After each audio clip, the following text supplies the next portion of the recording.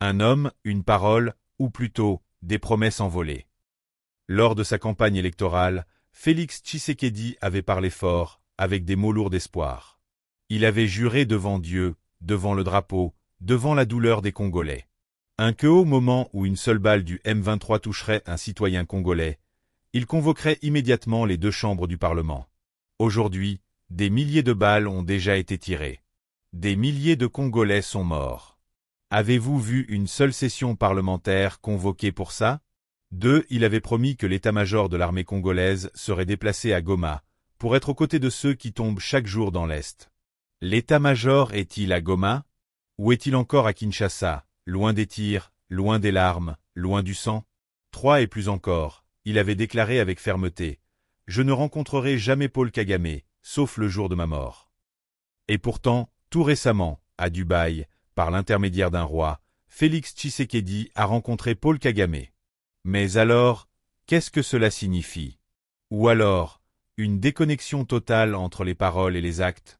Un président élu dans l'espoir, mais qui semble aujourd'hui gouverner dans le déni. Ce peuple n'attendait pas des miracles. Il attendait juste qu'on tienne parole. Ce peuple n'avait pas besoin de discours parfaits. Il avait besoin d'actes courageux. Mais aujourd'hui, que voit-on? Des mères qui pleurent leurs enfants dans l'Est, pendant qu'à Kinshasa, le silence est plus fort que les larmes. Des villages brûlés, des femmes violées, des enfants enrôlés de force, pendant que les dirigeants parlent de réconciliation avec ceux-là même qui nourrissent cette guerre.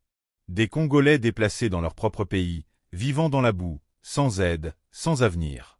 Et pendant ce temps, Félix Tshisekedi serre la main de Kagame à Dubaï. Kagame, l'homme qu'il avait juré de ne jamais rencontrer. Kagame, le président rwandais accusé de soutenir le M23. Mais alors, que vaut une promesse présidentielle? Est-ce juste une phrase pour gagner des voix, puis qu'on oublie une fois au pouvoir? Ou était-ce un mensonge maquillé en espoir? Peut-on bâtir une nation sur des mensonges?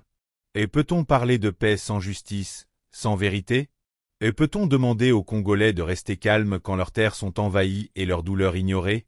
Pourquoi le président Tshisekedi semble-t-il plus préoccupé par son image à l'international que par la souffrance des siens? Pourquoi parle-t-on d'honneur national, alors que l'honneur est piétiné chaque jour dans l'est du pays? Ce n'est pas de la haine. Ce n'est pas de l'opposition politique.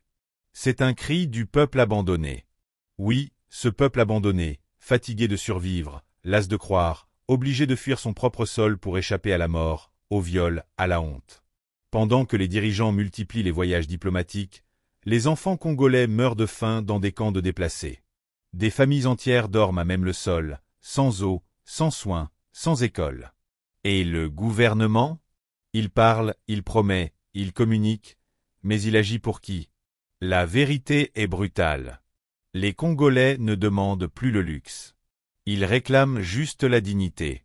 Ils ne veulent plus des photos dans des salons dorés, mais des actes sur le terrain ensanglanté de l'Est. Ils ne veulent plus de mensonges polis. Ils veulent une parole tenue. Posons-nous des questions que beaucoup n'osent plus poser. Pourquoi le gouvernement n'a-t-il pas déplacé l'état-major militaire à Goma, comme promis? Pourquoi tant de silence autour des crimes du M23 alors que chaque jour, la douleur est visible sur tous les visages? Pourquoi avoir accepté une médiation avec Kagame, celui qui est perçu comme l'un des parrains de l'insécurité dans l'Est? Pourquoi avoir rencontré cet homme à Dubaï, dans le luxe et la lumière, pendant que l'Est est plongé dans l'ombre et la peur? Eh oui, pendant que nos enfants apprennent à reconnaître le son des balles avant même celui de l'alphabet. Pendant que des mères creusent des tombes à main nue parce que même la dignité d'un cercueil est devenue un luxe. Et pendant que le sang coule. Le préside serre des mains. Il sourit pour les caméras. Il parle de coopération régionale. Mais avec qui? Avec celui que beaucoup de Congolais considèrent comme le bourreau silencieux de leur douleur. Alors on se demande. Et si les larmes du peuple ne comptaient plus? Et si la souffrance de l'Est n'était plus qu'un outil politique? Et si le Congo avait été vendu, non pas avec des armes, mais avec des signatures? Eh oui, des signatures, dans des bureaux climatisés, loin des cris, loin des pleurs, loin du sang. Des accords qu'aucun Congolais n'a vus, mais dont il paie chaque jour le prix. Des compromis obscurs, où les intérêts du peuple ont peut-être été troqués contre des ambitions personnelles. Des feuilles de papier qui tuent sans bruit, mais dont l'impact est plus violent que 1000 fusils. Et alors, on se demande. Et on se demande comment, après tant de souffrances, le peuple congolais continue d'espérer. On se demande comment, malgré les promesses non tenues, le peuple se relève chaque jour pour lutter, même lorsque la douleur semble l'envahir. Comment peut-on encore croire, quand les actes de trahison sont aussi évidents, quand la vérité est cachée sous des montagnes de mensonges et de faux-semblants? Et la question brûlante qui se pose aujourd'hui est: avons-nous encore un avenir commun? Un avenir où la justice sera enfin rendue? Un avenir où les promesses politiques ne seront pas simplement des discours pour gagner des voix, mais des engagements sacrés envers la nation, envers ce peuple qui a tout donné, mais qui n'a rien vu en retour?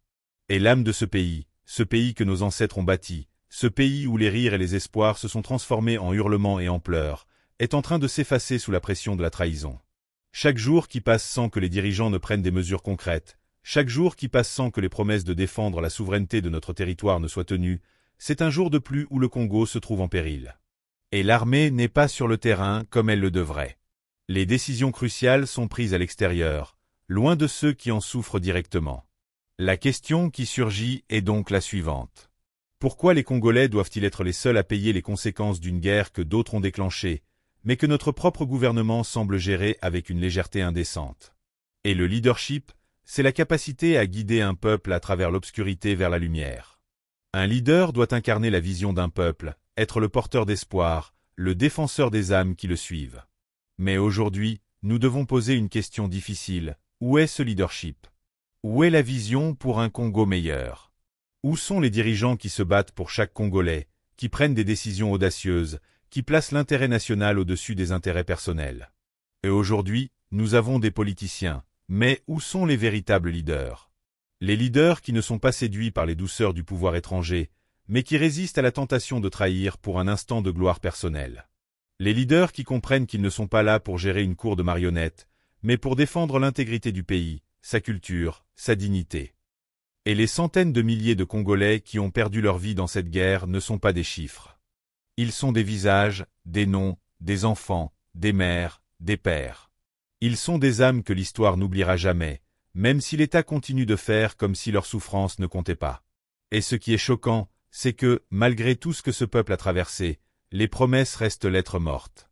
Chaque jour, des milliers d'entre eux sont encore forcés à fuir, à vivre dans des conditions inhumaines, à survivre dans l'ombre. Et le gouvernement? Il fait des discours, mais où sont les actions? Où sont les engagements forts pour mettre fin à cette souffrance? Et c'est une vérité douloureuse, la fidélité du peuple congolais est mise à l'épreuve. Un peuple qui a cru, un peuple qui a espéré, qui a donné sa confiance à ceux qui promettaient le changement. Un peuple qui, chaque jour, se relève des cendres pour recommencer à zéro. Mais à force de trahison, à force de promesses non tenues, comment peut-il encore croire? Et la question n'est pas seulement celle des actes de Kagame, ou de l'ingérence extérieure, mais bien de l'intégrité des dirigeants congolais. Ce peuple a-t-il encore la possibilité de se redresser? Si ces dirigeants ne sont pas capables de maintenir une position forte, de défendre ses valeurs, de mettre en œuvre des solutions réelles, alors comment ce peuple pourra-t-il avancer?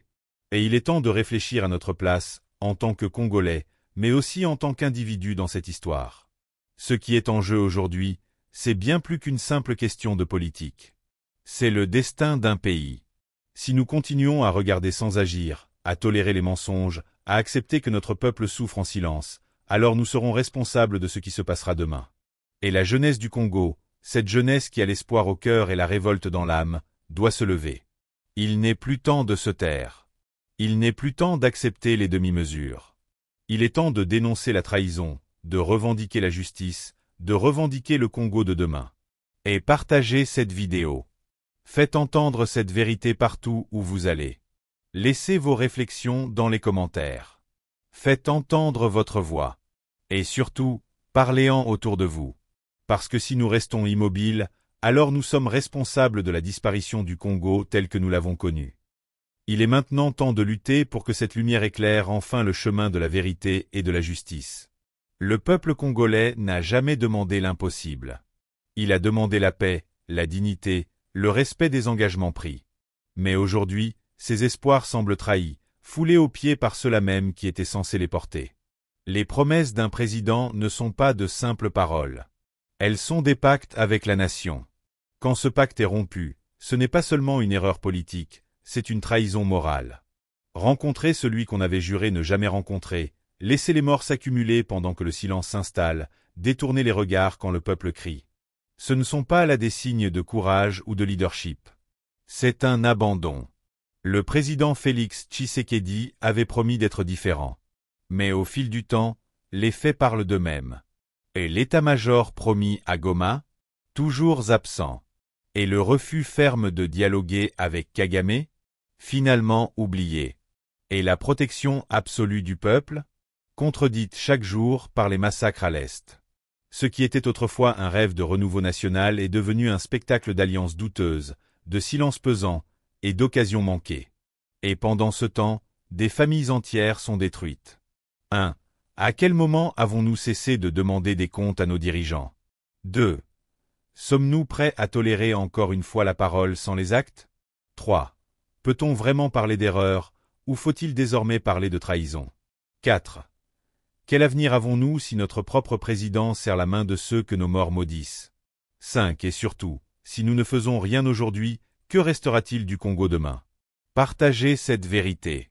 Commentez, débattez, exprimez-vous. Ce n'est pas seulement une vidéo, c'est un cri du cœur. Parce que si vous ne parlez pas, qui le fera? Et si vous attendez demain, il sera peut-être trop tard.